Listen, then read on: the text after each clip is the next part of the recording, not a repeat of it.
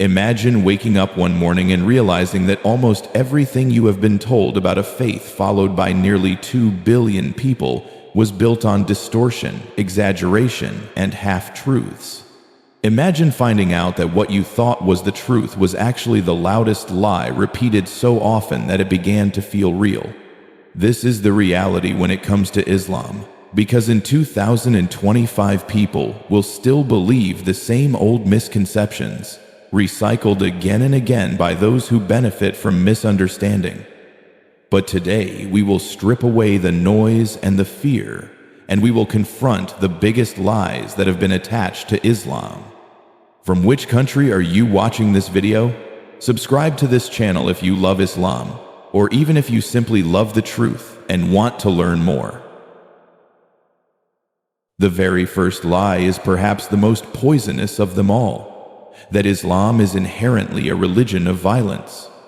You have heard it before in the news, in political speeches, in online debates, and whispered in fear. Islam equals violence. Muslims equal danger. It is a phrase that spreads quickly because fear is powerful and simple. People prefer quick answers over complicated truths. But when we actually open the Quran, when we actually look into the history of the Prophet Muhammad, what we see is the complete opposite of the narrative we have been fed. The Quran does not glorify violence, it warns against it. Time after time, the verses emphasize mercy, forgiveness, and patience. The word mercy itself is one of the most repeated themes throughout the entire Quran.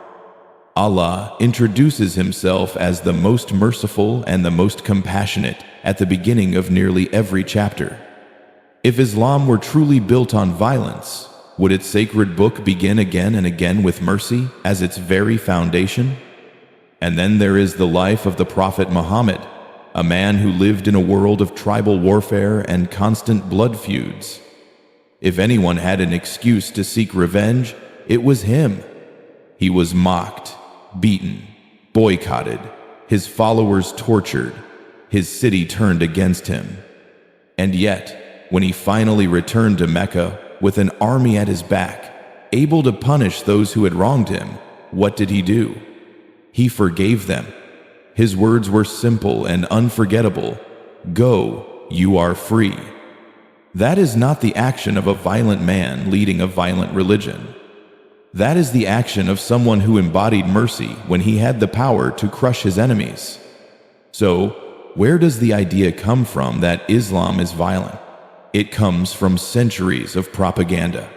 It comes from colonial powers who wanted to demonize Muslims to justify conquest.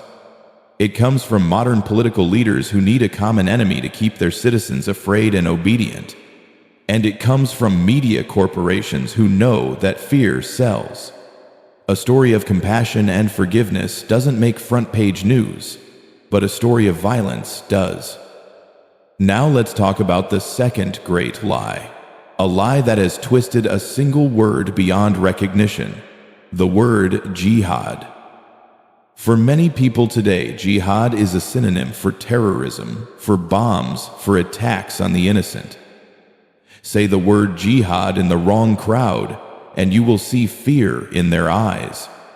But this fear is not built on truth. It is built on ignorance. The Arabic root of the word jihad means to strive, to struggle, to exert effort. And in Islamic teaching, the greatest jihad is not a war against others, but a war within yourself. The Prophet Muhammad said that the most important jihad is the struggle against the self, the struggle against greed, against arrogance, against anger, against temptation. Every human being, Muslim or not, understands this inner struggle because we all live it every single day. When you fight the urge to lie, when you fight the pull of laziness, when you fight the temptation to harm someone, you are engaged in the very struggle Islam calls jihad. But there is also the smaller jihad, the one that makes headlines, the one that people misuse. Yes, the Quran allows Muslims to fight, but only in defense and only within strict moral boundaries. It is not an invitation to attack the innocent. In fact, the Prophet Muhammad laid down rules for conduct in war that were centuries ahead of their time. He forbade the killing of women, children, and the elderly. He forbade the destruction of crops and trees. He forbade the harming of animals. Compare that to the wars we see in the modern age, where civilian lives are dismissed as collateral damage, and you will see how revolutionary those rules were. So why is jihad only portrayed as holy war? 5. Because extremists on both sides, those who claim to act in the name of Islam and those who hate Islam, benefit from the distortion. The extremists use the word to justify crimes that Islam itself forbids. And the Islamophobes point to those crimes to paint all Muslims as violent. It becomes a vicious cycle where the truth is buried under layers of fear and manipulation. The reality is that most Muslims' jihad looks nothing like what you see on the news. A student struggling to study for an exam is in jihad. A mother sacrificing sleep to care for her children is in jihad. A worker resisting corruption and choosing honesty is in jihad. These are the daily struggles that millions of Muslims live through every single day. But these stories will never trend on social media because they do not create outrage. When we allow the word jihad to be hijacked by ignorance, we reduce a vast spiritual concept to a soundbite of terror. And in doing so, we rob ourselves of the chance to understand one of the most profound teachings of Islam. The struggle to better yourself, the struggle to stand up for justice, the struggle to remain patient when life is unfair, that is jihad. And far from being something to fear, it is something every human being can respect. So the next time you hear someone say that Islam is violent, or that jihad is terrorism, remember this: these are lies that have been repeated until they sound like truth, but repetition does not make something real. The Quran begins with mercy, not with violence. The Prophet's life shows forgiveness, not vengeance. And the greatest jihad is fought not on battlefields, but in hearts and minds. If you know this, then you are already breaking free from the chains of propaganda. And if more people learned it, the world in 2025 would look very different indeed. When most people in 2025 hear the word jihad, their minds will immediately jump to a single distorted image: men with guns, explosions on television, a word shouted before an act of terror. Yet that image is not born from the Quran itself, nor from the authentic teachings of the Prophet Muhammad. It is born from a tragic narrowing of meaning, where centuries of spiritual wisdom are reduced to a single political slogan. In truth, jihad means struggle, effort, striving with all your might. And the greatest struggle, as the Prophet explained, is not against armies or nations, but against your own ego, against your desires when they lead you to harm, against your laziness when you know you should rise for prayer, against your greed when you know generosity is better. This internal jihad is universal, and every human being recognizes it deep down. Think about how much harder it is to control your anger than to let it explode. Think about how much effort it takes to forgive someone who has hurt you rather than seeking revenge. Think about how powerful it feels to conquer your own weakness instead of letting it conquer you. This is the battlefield of the self, and this is the jihad the Prophet called the greater jihad, lay. It requires courage, discipline, and humility, qualities that do not make headlines, but that shape the best of human character. And yet, jihad is also misrepresented in its outer form. Yes, Islam does not deny that there are times when defense is necessary. The Quran allows fighting, but only against aggression, only when Muslims are attacked, only when their freedom to worship is denied. And even then, the rules are precise and strict. No killing of innocents, no harming of women, no slaughter of children or the elderly.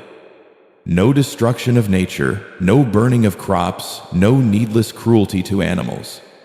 If you look carefully, you will see that Islam limited war when the world had no concept of limits. It introduced ethics where brutality had once been normal. The tragedy is that both enemies and impostors twist these teachings. Extremists wave the banner of jihad to excuse crimes that the Quran itself condemns. And Islam's critics seize upon these same crimes to say, "Look, this is what Islam teaches." Both sides feed each other's lies, while the truth of jihad, its nobility, its inner struggle, its disciplined defense, remains buried under the rubble of propaganda. In reality, the Muslim who wakes up before dawn to wash and pray, fighting against his tired body, is in jihad. The young woman who chooses honesty in her exams when cheating would be easier is in jihad. The father who controls his temper with his children, refusing to pass on the anger he grew up with, is in jihad. These daily hidden battles are the essence of striving in God's path. But you will never see these stories in the evening news, because peace and discipline do not sell advertisements. The next lie, just as persistent, is that Islam oppresses women. If you type Muslim woman into a search engine today, you will almost certainly be shown images of veiled faces, women behind bars, headlines about bans and restrictions. The story told to the world is that Muslim women are victims with no voice, shackled by their religion, denied their rights, stripped of freedom. And yet when you speak to Muslim women themselves, when you look into the Quran and the early history of Islam, you discover a story far more empowering, a story that flips the stereotype on its head. Long before Europe gave women property rights, Islam gave women the right to own and inherit wealth. Long before universities opened their doors to women in the West, Islam encouraged women to seek knowledge. The Prophet Muhammad's own wife, Aisha, became one of the greatest scholars of her generation, transmitting thousands of hadiths and serving as a teacher to men and women alike. Muslim women led businesses, signed contracts, and were active voices in their communities at a time when most of the world treated women as property. So where does the stereotype of oppression come from? It comes from confusing culture with religion. In some regions, cultural traditions have imposed restrictions that Islam itself never demanded. These restrictions are then projected onto Islam as if the faith itself created them. But the Quran's vision is clear. Women and men are partners in faith, equally responsible for their deeds, equally accountable to God.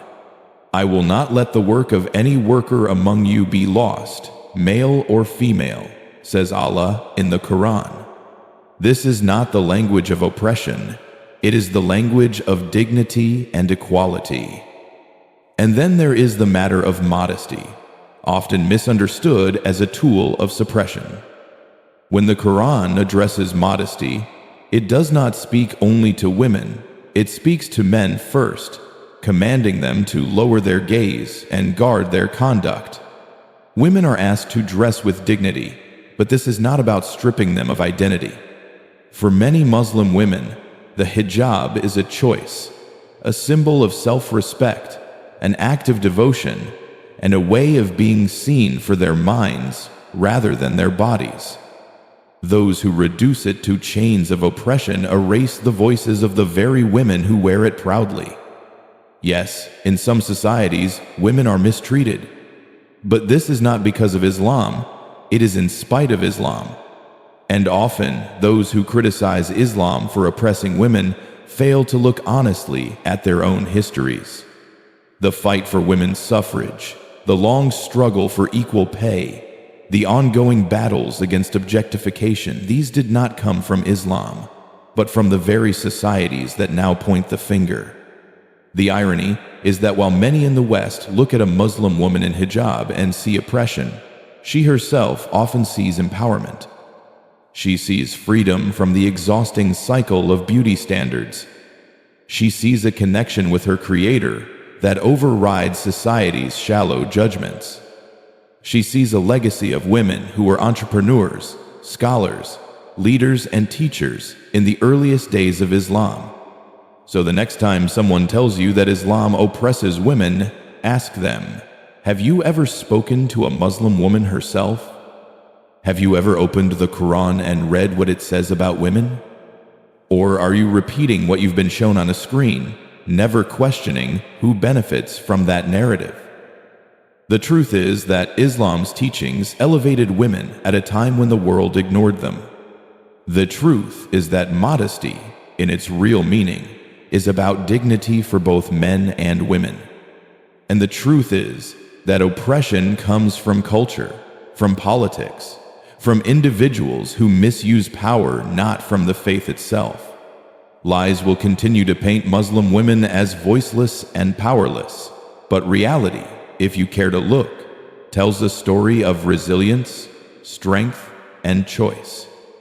When people speak about modesty in Islam, they often focus only on women, as though the burden of purity and dignity rests solely on their shoulders.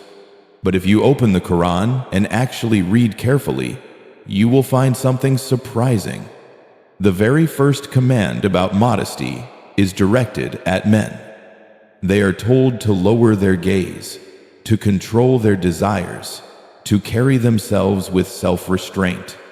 Only then does the Quran address women and instruct them to preserve their dignity. This order is not accidental. It reveals a balance, a reminder that modesty is not a tool to limit women, but a framework for men and women to live with honor and respect for one another. The truth is that modesty in Islam is not about restricting women's voices or confining them in invisible cages. It is about protecting the essence of human interaction from being reduced to physical desire.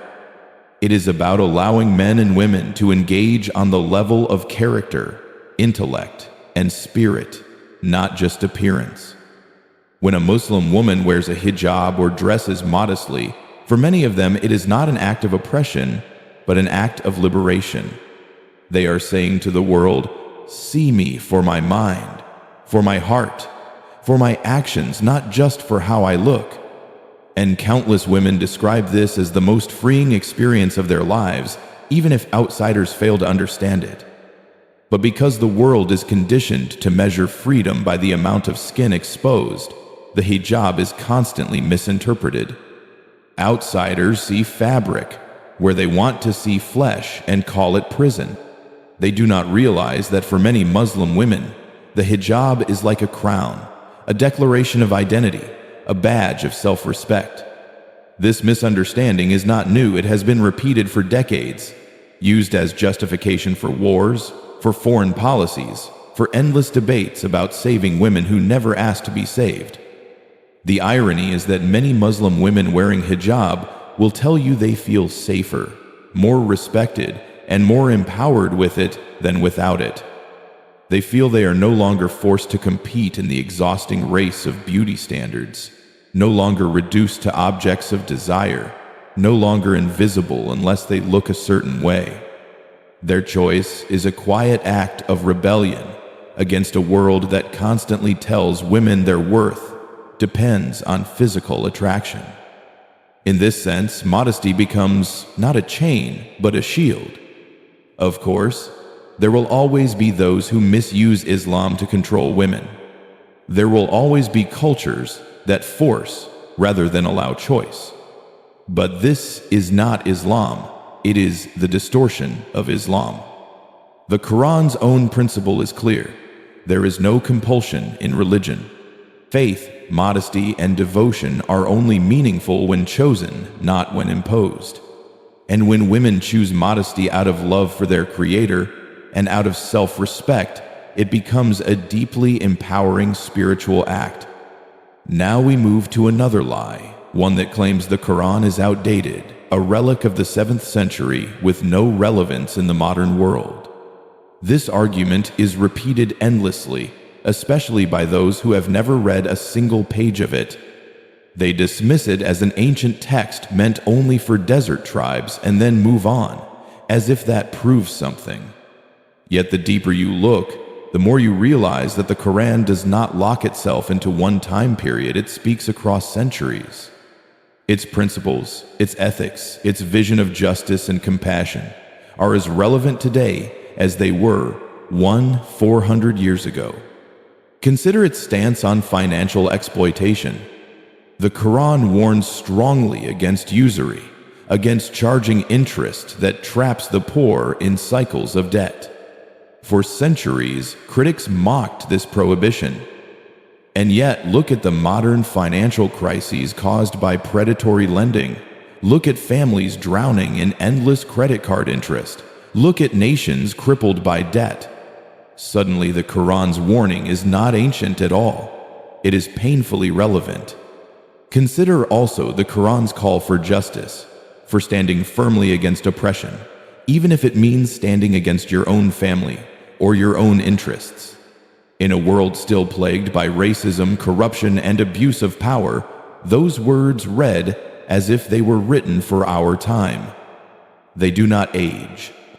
They do not expire. They challenge us every single day to rise above tribalism, nationalism, and selfishness. And think about the Quran's guidance on caring for the environment. It warns against corruption and waste on the earth. It commands human beings to act as stewards of creation, not as reckless exploiters. In an era of climate change, deforestation, and mass extinction, these teachings sound less like relics of the past and more like urgent calls for survival. Then there is the way the Quran addresses human relationships. It speaks about kindness to neighbors, compassion for the poor, fair treatment of orphans. It commands generosity, forgiveness, and patience in daily life. Tell me, which of these values is outdated? Which of these do we no longer need in 2025? If anything, we need them more now than ever before. And perhaps the most powerful proof that the Quran is timeless is the way it continues to resonate with hearts across the world, across cultures, across languages. No other book in history has been memorized cover to cover by millions of people, young and old, generation after generation. That alone is a living miracle, a sign that its message is not tied to a single century or a single people. Those who call it outdated often do so because its message is too confronting, too uncompromising, too revolutionary. It challenges the greed of bankers, the arrogance of rulers, the corruption of elites. It calls for humility, accountability, and justice in a world that thrives on the opposite. Easier then to dismiss it as irrelevant than to wrestle with its demands. So the lie persists that the Quran has no place in the modern age. But open its pages, listen to its words, and you will find wisdom that feels as though it was revealed yesterday. Wisdom that will still guide people tomorrow. Wisdom that, no matter how much the world changes, continues to call us to the same eternal truths: mercy, justice, patience, and faith. When people say the Quran is outdated, they often ignore the timelessness of its ethics, the way its principles cross generations and cultures without losing meaning. If you stop for a moment and really think about it, how many texts from over 1,000 years ago can you pick up and still find guidance that addresses the very issues we face today? 0. 5. The Quran speaks about fairness in trade, honesty in business, care for the poor, responsibility toward orphans, respect for parents, and kindness toward neighbors. These are not ideas tied to one civilization or one century. They are universal needs of human society. Whether you live in the deserts of Arabia in the 7th century or in the skyscrapers of a modern metropolis in 2025. It is striking how the Quran uses language that never locks its lessons into a single context. Instead of listing temporary rules meant only for one group of people, it delivers principles. And principles travel across time. They adapt themselves to changing technology, shifting cultures, and evolving societies without losing their essence. Take justice, for example. When the Quran says, "Do not let hatred of a people prevent you from being just," it is a statement as relevant today as it was in the Prophet's time.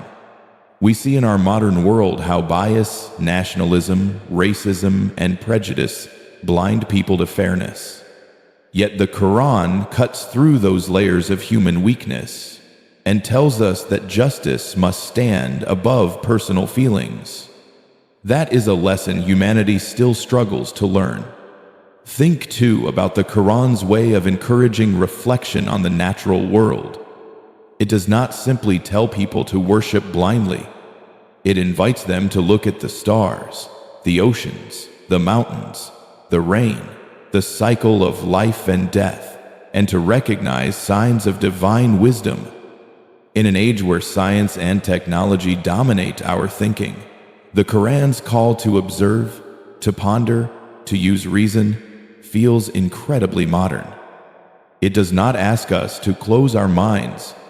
It asks us to open them wider than ever before, to see meaning in the vastness of creation. Far from being outdated, this mindset is what drives discovery and progress. If the Quran were truly a book locked in the past, people would have abandoned it long ago. But it continues to spread, continues to be memorized word for word by millions, continues to be recited in the same language across continents by people who do not even share Arabic as their mother tongue. This alone should make us pause. How could something outdated continue to inspire hearts centuries after its revelation? The answer is that its ethics, its guidance, and its vision of life touch something permanent inside the human soul. And yet, despite this, another lie flourishes alongside it, that Muslims worship Muhammad. This misconception is repeated often by those who do not understand the foundation of Islam. They see the love Muslims have for the Prophet, the way his name is spoken with reverence, the way his life is studied in detail, and they assume he is being treated as divine. But nothing could be further from the truth. The entire faith of Islam rests on a single, unshakable principle, Tawhid, the oneness of God. This is not an optional belief, not a small detail. It is the absolute core. Everything else flows from it. To worship Muhammad would destroy that foundation completely. It would contradict the very first declaration of faith, the Shahada. There is no God but Allah, and Muhammad is his messenger. Notice, the balanced God alone is worshipped. Muhammad is recognized as the conveyor of the message. Muslims honor him, follow him, love him, but they do not worship him. The Prophet himself warned against exaggerating his status. He told his companions not to elevate him to the level of divinity as earlier peoples had done with their prophets. He emphasized again and again, "I am a servant of God and his messenger." This humility is one of the most striking features of his character. At the height of his success, when he had political, military, and spiritual leadership all combined, he still lived simply, repaired his own clothes, and insisted that worship belongs only to Allah. So why does this lie persist? In part because people project their own experiences onto Islam. They come from traditions where holy figures are worshipped or treated as divine, so when they see Muslims speaking lovingly of the Prophet, they assume the same dynamic must be at play. But assumption is not truth. The reality is that Muslims love the Prophet Muhammad precisely because he connected them to God, not because he replaced God in their worship. It is worth reflecting on how this love expresses itself. Muslims study his sayings not to idolize him, but to learn how to live according to the message of the Quran. They send blessings upon him not because he needs worship, but because God commanded them to honor him as a messenger. And they follow his example in daily life, not because they think he is divine, but because they know he was chosen as the best model for human behavior. Confusing reverence with worship is a mistake, but one that has real consequences. It paints Muslims as idolaters when in fact their entire religion is built on radical monotheism. It distracts from the true relationship they have with the Prophet, which is based on love, guidance, and gratitude. And it prevents people from seeing how the Prophet's life, in its simplicity and humility, is one of the strongest proofs of the authenticity of Islam. So the next time you hear someone say that Muslims worship Muhammad, remember this: Islam stands or falls on the oneness of God. To attribute worship to anyone besides him is the greatest sin in the faith. Muslims honor Muhammad, yes. They follow his teachings, yes. They speak of him with love, yes. But worship? Worship belongs to Allah alone, and every Muslim knows this truth from the moment they first learn to recite the Shahada. At the very heart of Islam lies one word that defines everything else, a word that carries more weight than any title, ritual, or law: Tawhid. Tawhid means the absolute oneness of God.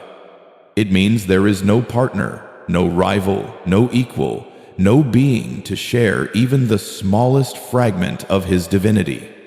Every act of worship, every prayer, every moment of remembrance, every breath of devotion is directed to Allah alone. This is the axis around which the entire religion revolves. When Muslims say, La ilaha illa Allah, they are not repeating empty words.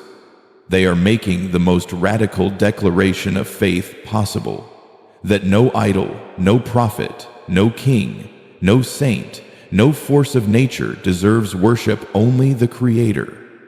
And in that very same declaration, Muhammad is not described as divine, but as a messenger. His role is clear. He is not a God to be worshipped, but the conveyor of God's word, the living example of how to embody revelation. That is why Muslims love him deeply, but they do not worship him. This distinction is crucial, and yet it is often blurred by outsiders who cannot imagine love without worship. They see tears in the eyes of Muslims when the Prophet's name is mentioned. They hear the blessings sent upon him in prayer, and they assume divinity. But they forget that even within Islam, loving the Prophet is itself an act of obedience to God, because God commanded it. The love flows upward to Allah, not sideways into idolization. It is also important to remember that the Prophet himself rejected any attempt to elevate him beyond his role. He warned his followers not to praise him as some earlier nations had exaggerated their prophets. He reminded them, I am only a servant of God and his messenger. In his daily life, he lived with such humility that even strangers could not tell him apart from his companions. He sat among them, ate among them, mended his own clothes, and refused to let people stand for him as though he were a king. Does this sound like a man who sought worship? Or does it sound like a man who sought only to direct every heart back to Allah? The accusation that Muslims worship Muhammad is not only false, it is an insult to the very foundation of Islam. For Muslims, the greatest sin of all is shirk, associating partners with God. To commit shirk is to break Tawhid, to give to a human being what belongs to Allah alone. And Muslims guard against it fiercely, teaching their children from the earliest age that prayer, devotion, sacrifice, and worship belong to Allah and Allah only. If you truly want to understand Islam, you must understand this: Tawhid is its essence, and Muhammad is honored only as its servant and messenger. Yet, while this lie persists in the minds of some, another just as persistent follows it. the myth that Islam spread by the sword. It is a phrase repeated in textbooks, political speeches, and casual conversations, as if the faith of nearly 2 billion people could only have been forced into existence. The story told is simple. Arab armies marched, swords drawn, forcing conversion at the tip of the blade. But history tells a different story, a story of hearts drawn more than throats threatened. Yes, Islam rose in a time of conflict, as every civilization of that era did. Battles were fought, empires clashed, and political power shifted. But the growth of Islam itself cannot be explained by violence alone. If it were true that people were forced to convert, you would not see thriving Christian, Jewish, Hindu, and Buddhist communities that survived and flourished for centuries under Muslim rule. In Spain, under Muslim governance, Jews found refuge from persecution. In the Ottoman Empire, Christians maintained their churches, their patriarchs, their communities, even holding positions of influence. Forced conversion would have erased them, yet history shows they endured. Even more striking is the example of Indonesia, the largest Muslim majority country in the world today. Its people did not convert at the edge of a sword, for no armies ever conquered it in the name of Islam. Instead, Islam arrived through merchants, through traders whose honesty and fairness impressed local populations. It arrived through teachers and mystics who spoke of a God both merciful and just, and whose message resonated with the human spirit. In time, millions embraced Islam freely, not because of war, but because of conviction. The truth is that a religion cannot thrive for over 14 centuries, across continents and cultures, on fear alone. Fear can impose silence, but it cannot inspire love. Fear can make people obey outwardly, but it cannot make them memorize scripture, recite it in prayer, and pass it to their children with pride. The spread of Islam was not fueled by terror, but by the lived example of Muslims who showed integrity in trade, compassion in community, and justice in governance. People saw these values and wanted to be part of them. Yes, there were wars, as in every age. But reducing the rise of Islam to conquest is like reducing the rise of Christianity to the Crusades, or the rise of America to its wars alone. It is an incomplete picture, painted only with the darkest colors, leaving out the brighter truths. And the brighter truth is this: Islam spread because it spoke to universal needs, the need for justice, for equality, for recognition of one God who sees every human being as worthy.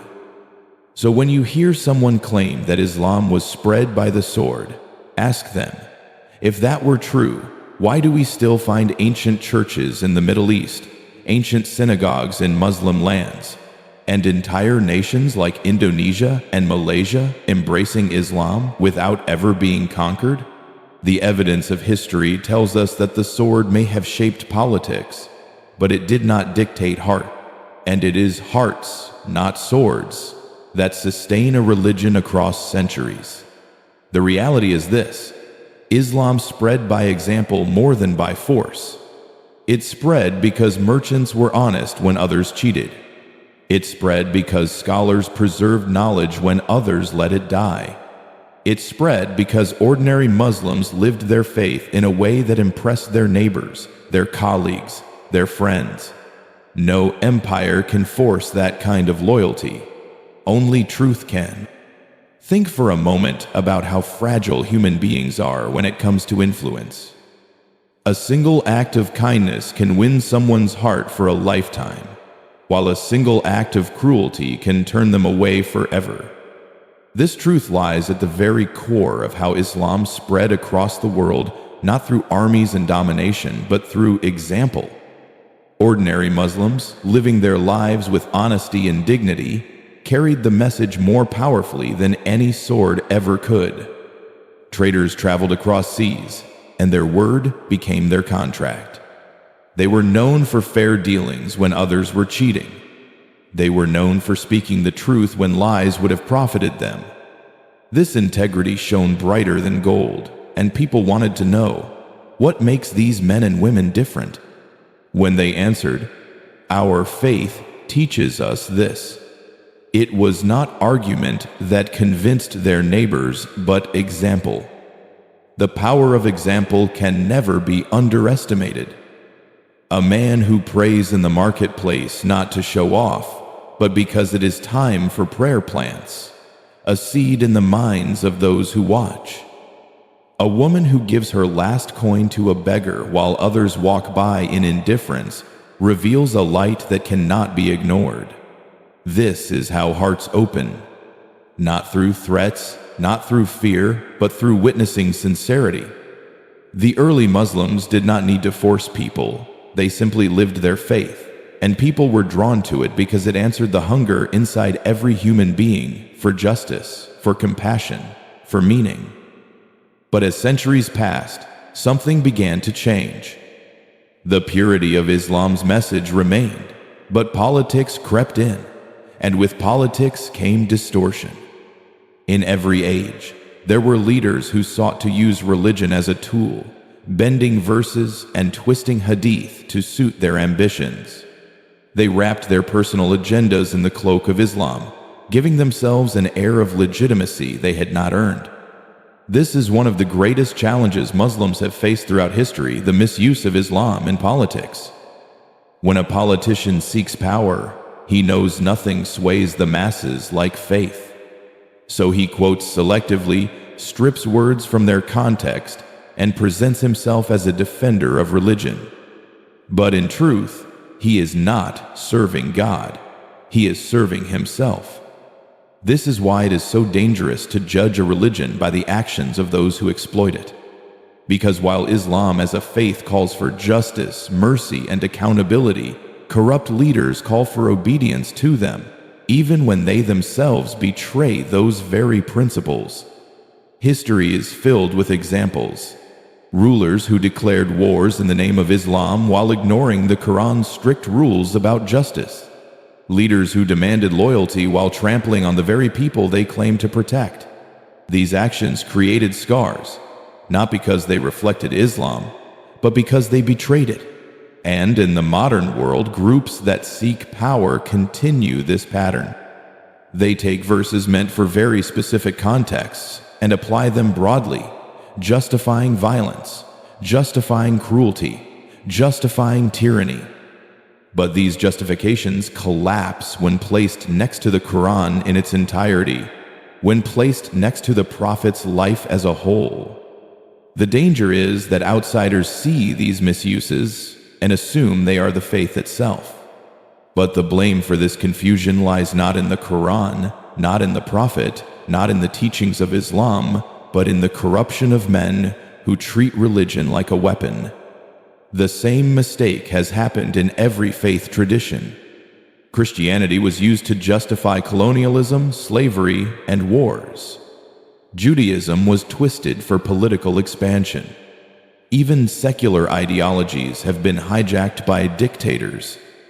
So why should Islam be judged by its abusers rather than by its authentic teachings? 5. This brings us to the next great force that shapes how people see Islam, the media.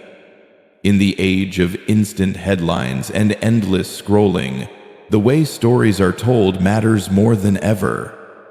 And sadly, violence sells. Conflict grabs attention. Fear spreads faster than hope. A peaceful community of Muslims living quietly, helping their neighbors, volunteering at hospitals, teaching their children the Quran with love that will never trend. But a single act of violence committed by someone who happens to be Muslim will dominate global headlines for weeks. Think about the cycle. An act of terror occurs. Media outlets repeat the footage endlessly, the word Islamic attached to every frame. Analysts and commentators dissect the word jihad again and again, reinforcing the lie. And before long, millions of viewers who know nothing of the Quran or the Prophet begin to equate Islam itself with violence. The lie is recycled, reinforced, rebroadcast. Meanwhile, the millions of Muslims who live peacefully, who condemn violence, who follow their faith with humility and dignity, are ignored. Why? Because peace is not profitable. Fear keeps people glued to their screens. Fear boosts ratings. Fear justifies political agendas. And so the machinery of lies continues to run, feeding on selective storytelling. Islam becomes not a religion in people's eyes, but a brand, one tied to conflict, to extremism, to the worst images humanity can produce. The tragedy is not just that the media spreads these lies. The tragedy is that people rarely question them. Few stop to ask, what about the bigger picture? What about the billions of Muslims who do not fit this image? And in that silence, the stereotypes harden. But there is hope, because every time someone decides to look deeper, every time someone picks up a Quran for themselves, every time someone speaks directly to a Muslim neighbor instead of relying on headlines, the lie begins to unravel. The truth has a way of piercing through, no matter how many times it is buried. And in that moment, people discover that Islam is not what they were told it was, but something richer, more compassionate, and far more human. There are verses in the Quran that many critics never mention, verses that would shatter the image they've carefully built of Islam as harsh and unforgiving. Instead, they focus only on lines they can twist, ignoring the passages that speak directly to the mercy and compassion at the heart of the faith. Among the most powerful is the verse that says, "Whoever kills one innocent soul, it is as though they have killed all of humanity. And whoever saves a life, it is as though they have saved all of humanity." Think about how radical that teaching was more than 400 years ago, when life was cheap in many societies, when tribes and empires slaughtered one another without hesitation. Here comes a revelation, equating one innocent life with all humanity, a principle of infinite worth placed on every single soul. There are other verses, often hidden from public discourse, that emphasize forgiveness, kindness, and patience. The Quran tells believers to repel evil with what is better, to forgive when they are wronged, to show compassion even when they have power to take revenge. It tells them that God loves those who do good, those who are patient, those who are just. And it speaks of diversity as a gift, declaring that God created us into nations and tribes so that we may know one another, not despise one another. This message of unity, of human connection, stands in stark contrast to the divisive narrative constantly sold to the world. The Prophet Muhammad himself embodied this mercy.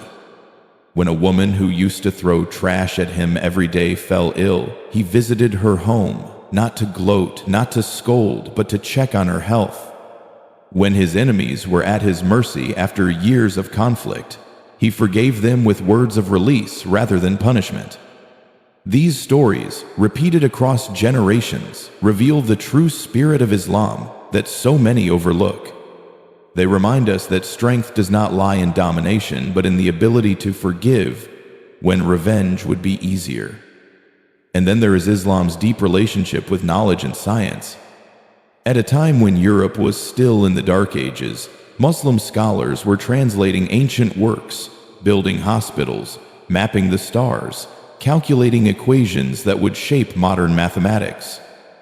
Algebra itself is an Arabic word, born from Muslim scholars who sought order in numbers. The concept of zero, critical to modern science, spread through Muslim lands. In medicine, in optics, in astronomy, Muslims were pioneers, guided by a Quran that repeatedly urges reflection on the universe, observation of the natural world, and pursuit of knowledge. The Quran does not present science and faith as opposites. It calls humanity to study creation as a sign of the Creator. Do they not look at the camels, how they are created? At the sky, how it is raised? At the mountains, how they are set firm? At the earth, how it is spread out? These verses are invitations, not prohibitions. They invite curiosity, exploration, and wonder. They challenge believers to use their minds, not to shut them down. That is why Muslim civilization at its peak became a center of knowledge, drawing students from across the world, advancing human understanding while remaining deeply rooted in faith. If Islam were anti-science, if it were a religion of blind obedience alone, none of this would have happened. But because Islam welcomed knowledge as part of faith, its followers advanced the world in ways still felt today. The lie that Muslims reject reason crumbles when faced with this history. What Islam rejects is arrogance, the idea that human knowledge alone makes us masters of the universe. Instead, it teaches that knowledge should lead us to humility, a recognition of the vastness of creation and the one who created it. Yet science is only one part of Islam's timeless message. Justice is another thread running through everything, woven so tightly that you cannot separate it from faith itself. The Quran commands believers to stand for justice, even if it is against themselves, their parents, or their closest relatives. It warns them not to let hatred drive them into injustice. It reminds them that every human being is accountable before God, no matter their status in society. These teachings are radical even today, in a world where power often protects the guilty and crushes the innocent. Justice in Islam is not selective. It is not for one group at the expense of another. It is universal. It extends to family and stranger, to friend and enemy, to Muslim and non-Muslim alike. The Prophet Muhammad said that nations before us were destroyed because when the noble committed theft, they let them go, but when the weak committed theft, they punished them. He insisted that even if his own daughter were to commit theft, she would face the same justice as anyone else. This level of equality before the law was unheard of in his time and remains rare in ours. It is easy to see why such teachings are uncomfortable for those who hold power unjustly. A Quran that insists on fairness threatens corruption. A prophet who demands accountability undermines tyrants. And a faith that refuses to excuse injustice, no matter who commits it, will always face resistance in a world built on inequality. So when people dismiss Islam as harsh, when they claim it is outdated, when they repeat the same tired lies, remind yourself of these truths. The Quran's verses of mercy outnumber those of punishment. Its call to knowledge fueled centuries of human progress. Its demand for justice continues to echo in every society still wrestling with corruption and oppression. Islam does not fear the future because its foundation rests on principles that never expire. Mercy, knowledge, and justice will always matter, whether in the 7th century or the 21st. One of the most powerful yet often overlooked truths in the Quran is contained in a single sentence: there is no compulsion in religion. These words carry a weight that critics of Islam rarely acknowledge. They cut through the myth of forced conversions. They dismantle the idea that Islam can only spread through fear, and they affirm a principle that modern societies still struggle to implement: freedom of belief. If someone does not wish to accept Islam, they are free not to. Their accountability is not to governments, not to other people, but to God alone. That freedom is enshrined in the Quran itself, making it one of the earliest declarations of religious liberty in recorded history. This verse also reveals a deep truth about the nature of faith. Belief forced upon someone is no belief at all. It is empty words spoken under pressure, not conviction rising from the heart. Islam recognizes this and insists that faith must be genuine, chosen, and sincere. That is why the Prophet Muhammad never forced anyone to accept Islam, even when he had the power to do so. In Medina, he lived among Jews, Christians, and pagans, all of whom were free to practice their faiths. They signed treaties with him, they worked with him, they lived under the same protection of law as Muslims did. History records this harmony, but the myth of forced conversion continues, because it serves the agenda of those who want Islam to appear as a threat. And yet, if we look around the world today, what do we see? Islam is growing in places where Muslims are minorities, in societies where there are no Muslim armies, no political power to enforce belief. It grows in prisons where people seek redemption. It grows in universities where people study religion with open minds. It grows in cities where Muslims live as neighbors, colleagues, and friends, quietly practicing their faith with dignity. This growth cannot be explained by compulsion. It can only be explained by the resonance of truth. That brings us to the broader message of Islam itself, a message so simple yet so profound. Worship the one God, do good, stand for justice, care for others, and prepare for the life to come. Strip away the noise, the politics, the media distortions, and you find a faith built on universal principles. These are not Arab values or 7th century values. They are human values. They resonate across cultures because they speak to needs that never change. Every human being longs for fairness. Every human heart craves mercy. Every society needs compassion. Islam addresses these needs, not with slogans, but with a system of belief and practice that guides individuals and communities. Think about the rituals of Islam. The 5 daily prayers are not just acts of worship, they are moments of discipline, mindfulness, and connection with God. Fasting in Ramadan is not just about hunger, it is about empathy, self-control, and solidarity with the poor. Giving charity is not just about money, it is about recognizing the rights of others in what you earn. The pilgrimage to Mecca is not just a journey, it is a reminder that all of humanity stands equal before God, stripped of wealth, status, and titles. These practices are universal in their wisdom, touching the body, the soul, and society itself. That universality is why Islam continues to grow and remain relevant, no matter the era. It does not require a specific culture to survive. It does not depend on one language, one race, or one geography.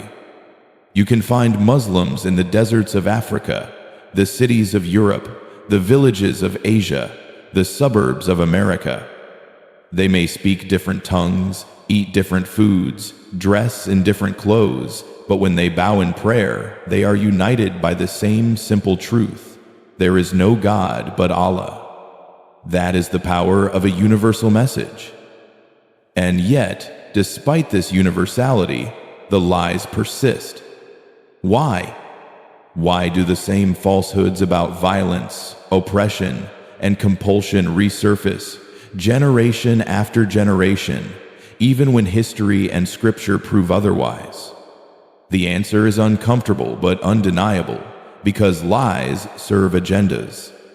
They justify wars, they fuel industries, they keep prejudice alive, and they prevent people from looking too closely at a faith that challenges the status quo. Think about it. If Islam's message of justice were taken seriously, how many corrupt systems of power would have to change? If its call for compassion were applied, how many industries built on exploitation would collapse?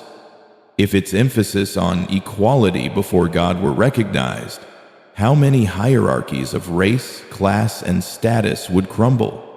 Islam does not just comfort, it confronts. And confrontation is dangerous to those who profit from injustice. This is why lies about Islam are so persistent.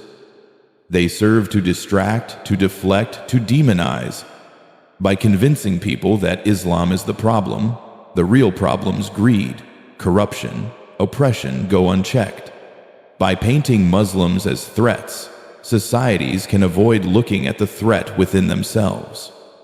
And by spreading fear, leaders can maintain control over populations too scared to question the narrative. But the truth is not so easily silenced. For every lie repeated, there are people who pick up a Quran and read it for themselves.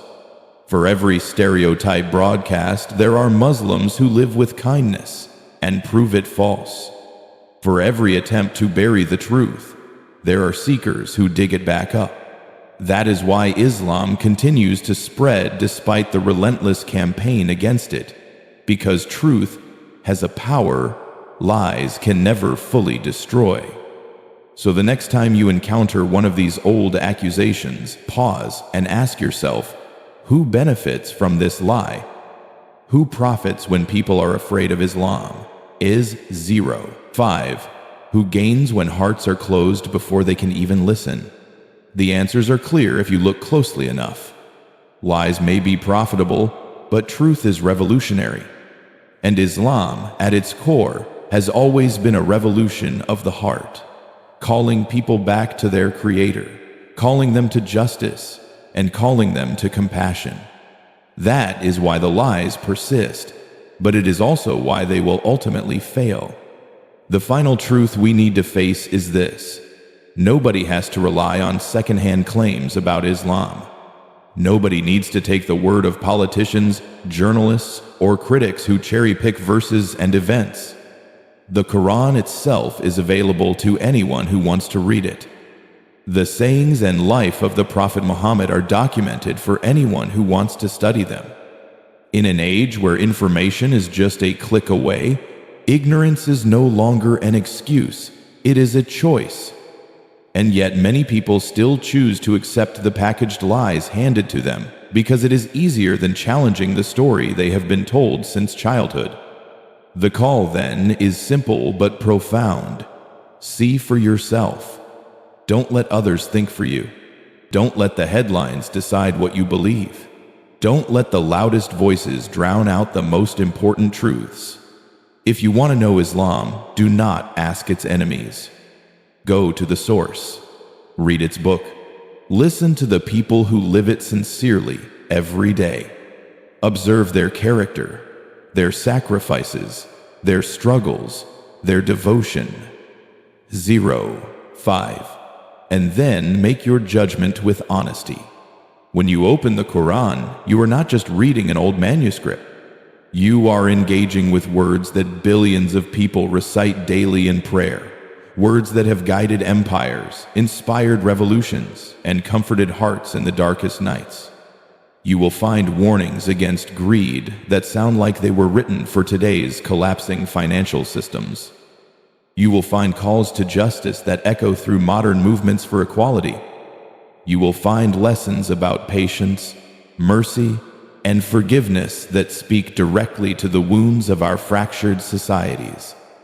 If you approach it with humility, you will see why it has remained untouched for over 14 centuries. When you study the life of Muhammad, you are not studying a myth or a distant legend. You are studying a man who lived among his people, who knew hunger and grief, who buried his children with tears in his eyes, who endured insult and persecution, and who still chose mercy when revenge would have been easier.